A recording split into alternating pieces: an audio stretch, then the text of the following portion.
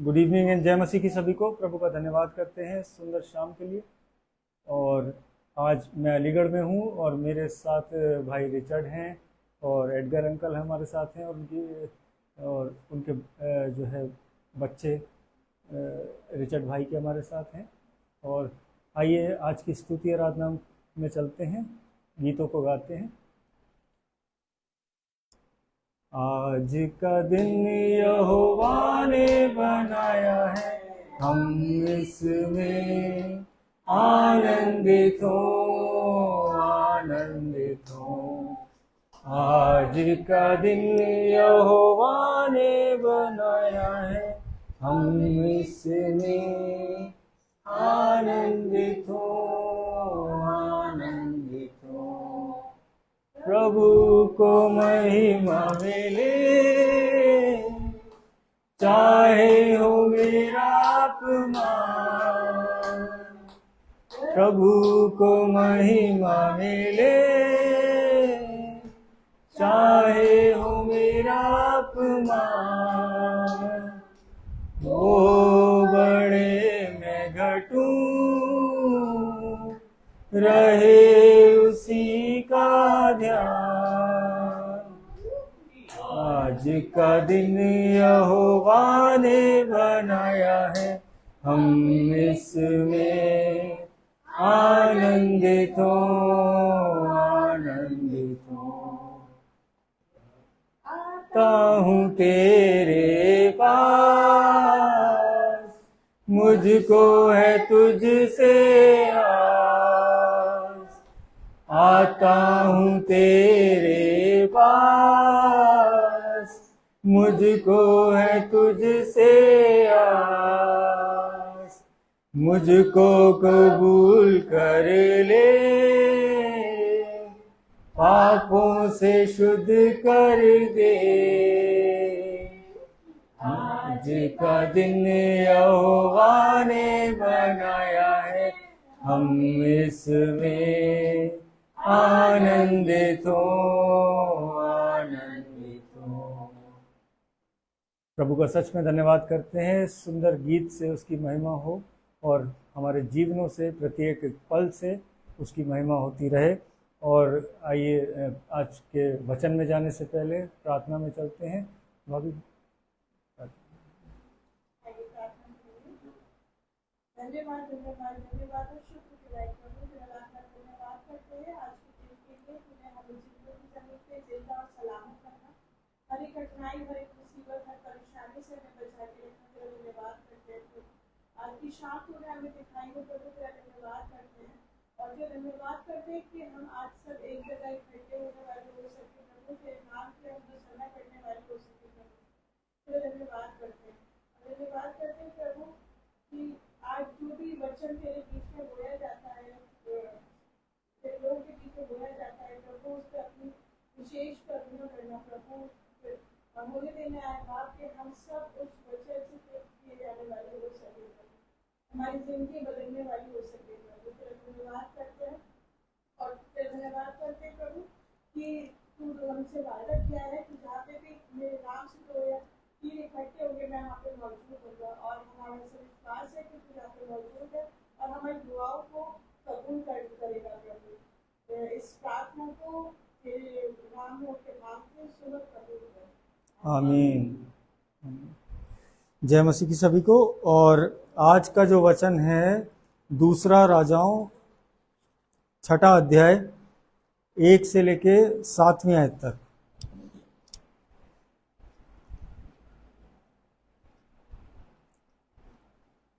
दूसरा राजाओं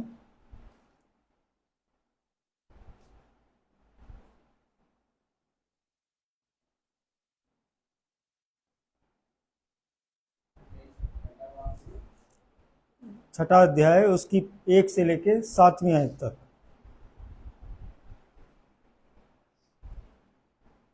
भविष्यवक्ताओं के चेलों में से किसी ने एलीशा से कहा, यह स्थान जिसमें हम तेरे सामने रहते हैं वह हमारे लिए बहुत छोटा है, इसलिए हम यरदन तक जाएं और वहां से एक बल्ली लेकर यहाँ अपने रहने के लिए एक स्थान बना लें। उसने कहा, अच्छा जाओ। तब किसी ने कहा, कृपया अपने दासों के संग चल। उसने कहा, चलता हूँ। अतः वह उसके संग गया और वह यरदन के किनारे पहुंचकर लकड़ी काटने लगे।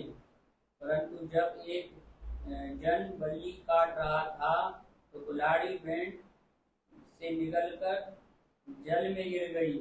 इसलिए वह चिल्लाकर कहने लगा, हाय मेरे प्रभु, वह तो मांगी हुई थी। परमेश्वर के भक्त ने पूछा, वह कहाँ गिरी है? वह कहाँ गिरी?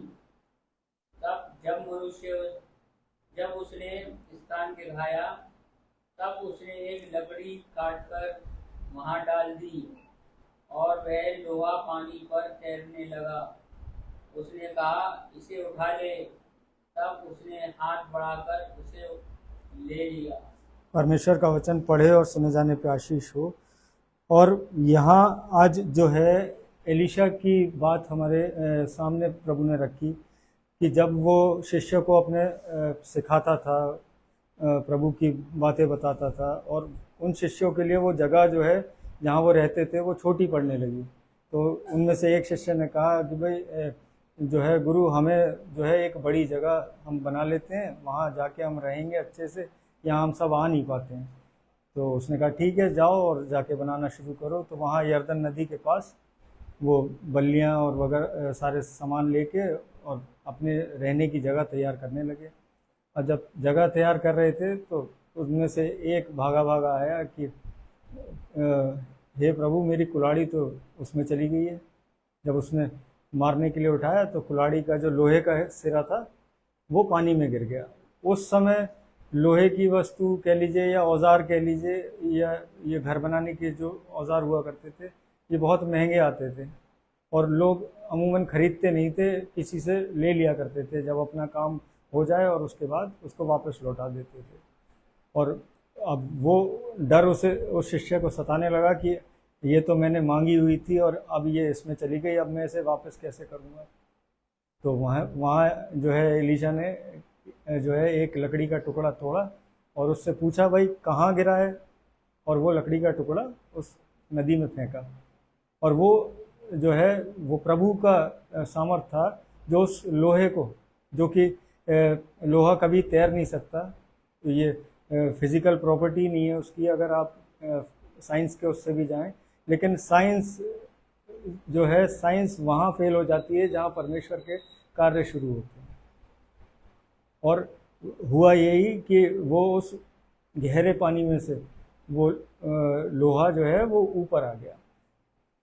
लेकिन आज जो असली मतलब है इस कहानी का, आज हमारे और आपके जीवनों के लिए, कि प्रभु आज हमसे ये बताना चाहता है कि आज हमारे जीवनों की परिस्थितियां वो इतनी भारी हो चुकी हैं, आज मन के विचार इतने भारी हो चुके हैं, आज हम जो है दुनिया के संसारिक चीज़ों में इतने दब चुके हैं कि हम ऊपर उठ के जो है आने की कोशिश करते हैं, लेकिन संसारिक और शैतान की जो युक्तियां हैं वो हमें उठने नहीं देती।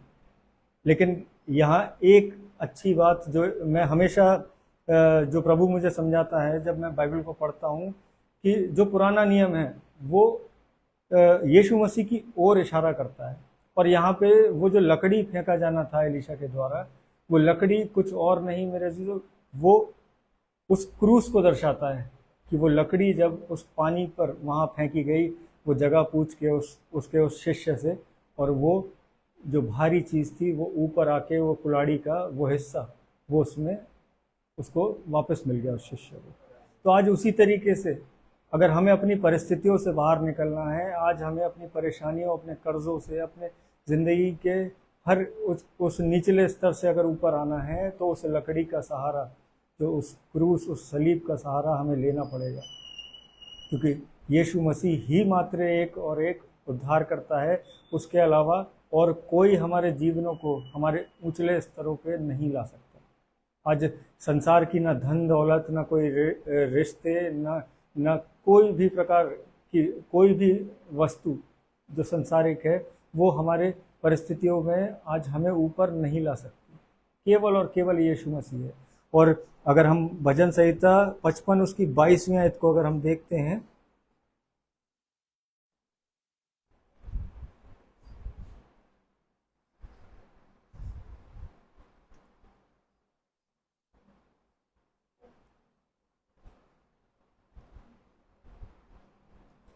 अपना बोझ यहोवा पर डाल दे, वह तुझे संभालेगा, वह धर्मी को कभी टलने ना देगा। परमेश्वर का वचन पढ़े और सुने जाने पर आशीष हो। और ये बाइबल हमें वर्णित करती है, हर जगह ये बता रही है कि आज हम जो अपने सांसारिक बोझ लेके चल रहे हैं, आज छोटे छोटे मनों में जो विचार हम जो सोचते हैं कि आज शुरुआत वो छोटे से शुरू होती है कि अरे अभी तो 5 मिनट ही तो हम विचार कर रहे हैं किसी चीज़ के बारे में, लेकिन जब हम निरंतर विचार करने लगते हैं तो वो चीज़ें, वो विचार वो बढ़ने लगते हैं, वो हमारे मनों पे हावी होने लगते हैं, वो हमारे दिलों में जो है वो बोझ बन जाते हैं। आज संसार की बहुत सारी चीज़ें ऐसी हैं कि अगर हम एक छोटा सा ही एग्जाम्पल लें कि अगर हमारे घरों में बच्चे होते हैं और हम दिन रात जो है ये सोचते हैं कि भाई इनकी फ़ीस जमा करनी है, वो एक छोटी सी सोच है, वो छोटी सी सोच है कि भाई फीस जमा करनी है, लेकिन फिर हम उसे निरंतर सोचते रहते हैं। लेकिन प्रभु के लोग जब वचन के साथ चल रहे होते हैं, वचन के अनुसार जब हम अपने जीवनों को चला रहे होते हैं, तो हमने ज़बूर 23 पढ़ा है, यहोवा मेरा चरवाहा है, मुझे कुछ घटी ना होगी। जब हम इन वचनों पे दृढ़ होने लग जाएंगे, आज जब ये मानने लगेंगे पूर्ण विश्वास के साथ कि कुछ घटी ना होगी, तो मेरे अजीजों, परमेश्वर हमें कभी ना छोड़ने वाला, कभी ना त्यागने वाला, वो हर वक्त हमारे साथ रहने वाला, हमारा हाथ पकड़ के हमें चलाने वाला परमेश्वर है। और इस 55 भजन संहिता 55 उसकी 22वीं आयत में लिखा है कि अपना बोझ यहोवा पे डाल दें, तब वह तुझे संभालेगा। आज हम अपना बोझ कैसे डाल सकते हैं यहोवा पे? इन वचनों को पढ़ने के द्वारा। जब हम इन वचनों की गहराई में जाएंगे, जब इस बाइबल को समय देंगे, तब हम अपना बोझ जीवन का हल्का कर रहे होंगे, तब हम अपनी परिस्थितियों से ऊपर आने लगेंगे। जैसे उस एलिशा ने जब उस लकड़ी के टुकड़े को फेंका और वो कुल्हाड़ी का सिरा जो लोहे का हिस्सा था वो ऊपर आ गया। तो आज प्रभु हमें मैं बहुत कम समय के लिए अलीगढ़ आता हूँ, लेकिन प्रभु ने ये मौका दिया कि आज उसके इस पाक कलाम में से आज हम ये चीज़ें सीख पाएँ। आज जितने भाई ऑनलाइन, जितने बहन ऑनलाइन जुड़े हैं, जितने मेरे साथ बैठे हैं, प्रभु आज हम सबसे ये बात करना चाहता है कि आज अगर हम अपने जीवनों को बोझ के साथ जी रहे हैं, तो आज ही समय है प्रभु को सौंपने की, क्योंकि वो संभालता है और हर एक धर्मी का वो हाथ पकड़ के चलाता है। और जब हम वचनों के आज्ञाकारिता में चलेंगे, प्रभु के विश्वास योग्यता में बने रहेंगे, तो हमारे और आपके जीवनों में कभी कोई कमी और घटी नहीं होगी। मैं प्रभु का सच में धन्यवाद करता हूँ, क्योंकि आज समय थोड़ा सा ज़्यादा हो रहा है और मुझे वापस आगरा पहुँचना है, लेकिन प्रभु का सच में धन्यवाद करते हैं इस मैसेज के लिए, इस कलाम के लिए। और आइए धन्यवाद की एक छोटी सी प्रार्थना में चलते हैं। धन्यवाद धन्यवाद धन्यवाद करते हैं सामर्थ्य पिता इस सुंदर शाम के लिए, इस मुबारक मौके के लिए। पिता परमेश्वर कि आपने ये मौका दिया कि हम अपने प्यारे अजीज़ों के पास बैठ के पिता परमेश्वर आपके नाम की हम्द सना करने पाए। पिता परमेश्वर आपके वचनों को पढ़ के आशीष ग्रहण करने योग्य बन पाए। पिता परमेश्वर मैं प्रार्थना करता हूँ इस घर घराने के लिए पिता परमेश्वर, एडगर अंकल के लिए पिता परमेश्वर, उनके संपूर्ण घराने के लिए पिता परमेश्वर, अपने स्वर्गीय भंडार से वो जो आशीषें हैं, जो योजनाएं हैं पिता परमेश्वर इन घरानों के लिए, वो इनमें प्रकट होने पाए। आपके नाम का जलाल पिता परमेश्वर इस घर पे प्रकट होने पाए। मैं प्रार्थना करता हूँ पिता परमेश्वर, कोई कमी घटी पिता परमेश्वर, कोई दुख तकलीफ, कोई बीमारी इस डेरे के निकट न टिकने पाए। पिता परमेश्वर आपके सामर्थी नाम से पिता परमेश्वर मांगते हैं। मैं प्रार्थना करता हूँ प्रत्येक बच्चे के लिए पिता परमेश्वर, पिता परमेश्वर अपने बुद्धि ज्ञान से परिपूर्ण करिए। पिता परमेश्वर होने दीजिए आपके उस प्रकाश से ये अपने जीवनों को चलाने वाले बने, कि ये आप में हो के एक अच्छे जीवन को व्यतीत करने वाले बन सके। पिता परमेश्वर मैं प्रार्थना करता हूँ पूरी कलीसिया के लिए पिता परमेश्वर, हर एक जन के लिए पिता परमेश्वर, जो अपने बीमारियों में, दिक्कतों में, परेशानियों में है पिता परमेश्वर, उन सबको अपने चंगाई भरे, अपने आशीष भरे हाथ से छूइए। होने दीजिए पिता परमेश्वर, वो लोग बताने पाएँ पिता परमेश्वर, वो गवाही देने पाएँ कि आपके कोड़े खाने से, यीशु मसीह के कोड़े खाने से वो चंगे हुए। मैं प्रार्थना करता हूँ भाई मोंटू के बेटे के लिए पिता परमेश्वर, उनके संपूर्ण घराने के लिए, उस बच्चे के शरीर में पिता परमेश्वर अपनी सामर्थ्य उंडे लिए पिता परमेश्वर। होने दीजिए कि वो आपके नाम से उठ के चलने फिरने पाए पिता परमेश्वर, वो लोगों को बताने पाए, वो घराना आपके धन्यवादिता में बढ़ने पाए। मैं प्रार्थना करता हूँ डैनी भैया के लिए, उनके संपूर्ण घराने के लिए। मैं प्रार्थना करता हूँ उनके अच्छे स्वास्थ्य के लिए पिता परमेश्वर, कि जो आपने उन्हें दे दिया है, और निरंतर पिता परमेश्वर वो घराना आप में बढ़ता जाए और आपके धन्यवाद में पिता परमेश्वर वो आगे आता जाए। मैं प्रार्थना करता हूँ भाई अजीत बेदी के लिए, उनके संपूर्ण घराने के लिए पिता परमेश्वर, उनके दोनों बच्चों के लिए पिता परमेश्वर, जो अद्भुत योजनाएं आपने उनके लिए सृजी हैं पिता परमेश्वर, वो उनके घराने में आने पाए। मैं प्रार्थना करता हूँ भाई विपिन मैसी के लिए, उनके अच्छे स्वास्थ्य के लिए पिता परमेश्वर, अपनी चंगाई भरे हाथ से छूइए पिता परमेश्वर। होने दीजिए पिता परमेश्वर शैतान की कोई युक्ति सफल ना होने पाए उस भाई के जीवन पर।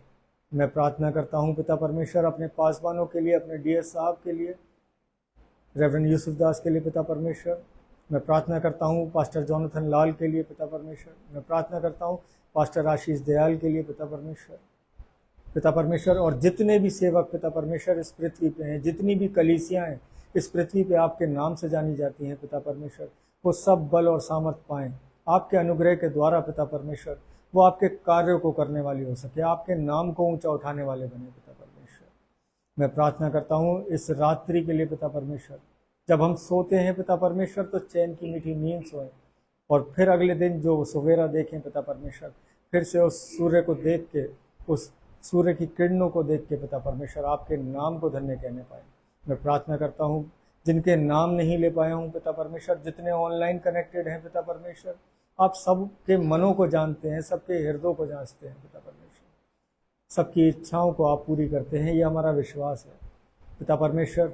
मैं प्रार्थना करता हूँ एक बार फिर से इस घराने के लिए पिता परमेश्वर, और आपने अपने वचन में कहा है पिता परमेश्वर, जिस घर में जाओ उस घर का कल्याण मांगो। मैं इस घर का पिता परमेश्वर कल्याण मांगता हूँ पिता परमेश्वर, आपकी ओर से वो कल्याण पिता परमेश्वर इस घराने पे प्रकट हो रहा है। जितने लोग यहाँ बैठे हैं नाम बनाम सब आशीषित हो रहे हैं, सब चंगाई पा रहे हैं पिता परमेश्वर।